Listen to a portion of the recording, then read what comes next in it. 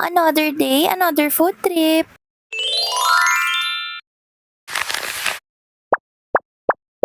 Hello everyone! Tara samahan nyo nga ako mag-food trip today. Kung naghahanap ka nga rin ng kainan na sulit, worth it, at paniguradong mabubusog ka, ito ngang food club ang marirecommend ko sa'yo. Alam nyo ba, grabe lang kasi from the moment you step in, maaamoy nyo talaga yung bango ng freshly cooked dishes. Super sarap nga ng foods nila at ang dami pang choices. Like as in, over 100 plus dishes talaga to choose from. Ikaw na nga lang ang mahihirapan sa kakapili ng gusto mong kainin dito mga mare sa sobrang daming choices. Papakanta ka na lang talaga ng nasa langit na ba ako?